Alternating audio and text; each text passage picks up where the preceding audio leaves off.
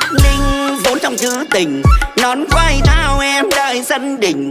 Mấy anh ngài quay đầu như cúng đỉnh, mà các dân chơi gọi là bắc bờ linh linh.